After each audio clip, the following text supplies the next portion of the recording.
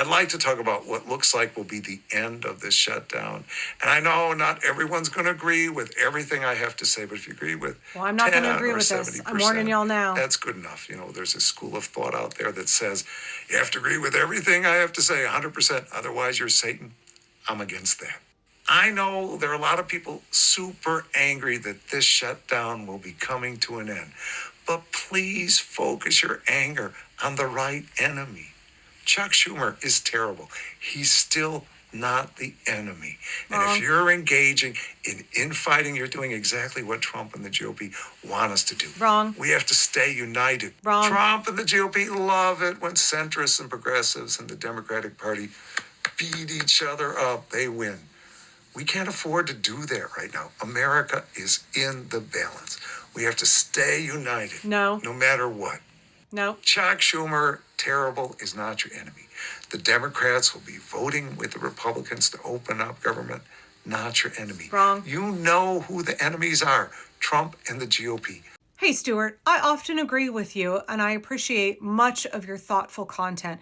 However, this take is complete ass.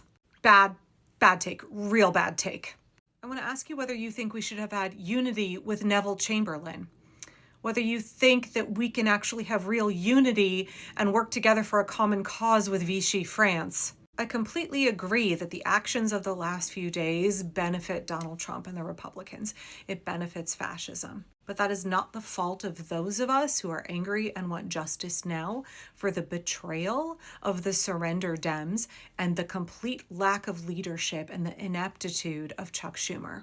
That is their fault. When I see videos like this, posts like this from folks like you, from also corporate, wealthy, establishment Democratic senators like Sheldon Whitehouse, who claim that calls for justice are just recriminations and that we need to stop trying to remove Chuck Schumer and we need to have unity with the Surrender Dems who betrayed us. Why are you all gaslighting us into thinking that we have to ally with folks who have betrayed us and have consistently demonstrated that we are not on the same side?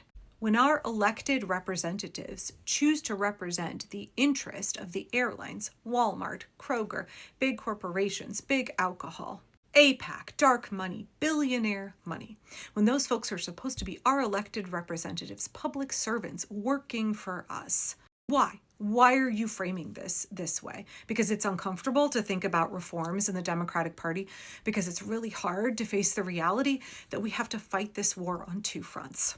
Yeah, we deserve a united opposition party. You cannot be unified and united with people that are not actually your allies and are stabbing you in the back over and over. Do you not understand? Do you not understand, Stuart? What you are calling for is something that will ultimately not only undermine the pursuit of the restoration of democracy, the institution of a stable government where we have representation, will also deprive us of the reforms that will be necessary to make sure that we don't go through something like this again and that we get justice for what is happening now. So no, there is no unity that you can have with folks who will throw you under the bus and are untrustworthy. I completely concur with Indivisible and MoveOn.org, and I think it's more than 10 members of the House who are actively calling for Chuck Schumer to resign, and Indivisible's 2026 plan to primary all members of Congress who are not actually allies in the fight against fascism and are putting their own pocketbooks and corporate and foreign interest above us, the American people. We need trustworthy allies. We need fighters. I will stand arm in arm with anybody who is willing to actually fight against fascism. I do not see Chuck Schumer doing that. I see the actions on Sunday by the Surrender Dems. Those actions aided the fascist agenda and are going to create immeasurable suffering for millions of Americans, and tens of thousands of Americans will die as a result of what those 8 did, and all of the other silent yeses who voted no because those 8 fell on the sword. Do you understand? All trust is broken.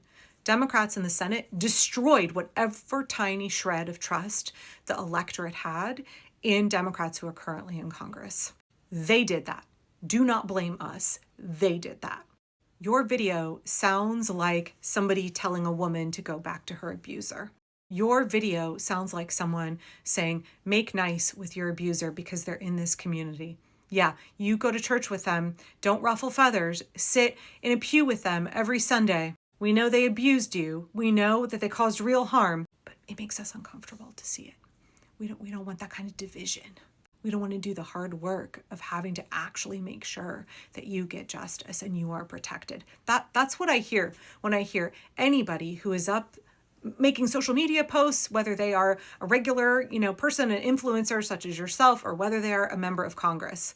Anybody demanding that we have unity with folks who cannot be trusted and will undermine our cause, our safety, our very lives. What are you doing, Stuart? What are you doing making that call? Demanding that of us? Why are you doing that? Now, I know you have said in the past, as a wealthy older gentleman with lots of resources and capacity, that if the midterms don't turn out how you want, that you'll just flee the country. 99+% of us cannot do that. We are not willing to take a risk on people who have consistently thrown us under the bus. We are not willing to play fool me once, shame on you, fool me 27 times, and I'm still going to pretend that you aren't going to fool me a 28th. We're not playing that game. The stakes for us are too high. We cannot skedaddle to another country with all of our endless wealth. The majority of Americans have to stay here and fight for our liberty, to fight for the Constitution, to fight for our way of life, to fight for our neighbors, to fight for representative democracy. And we will stand arm in arm with other fighters for that cause. Democrats in Congress have to prove to us that they are worthy and safe allies, and their actions on Sunday completely destroyed that trust. If they want to work to rebuild it, they need to boot Schumer, and they need sanctions, they need consequences for the 8 in the Senate who betrayed us. Without that, there is no unity that can be had because they destroyed it already.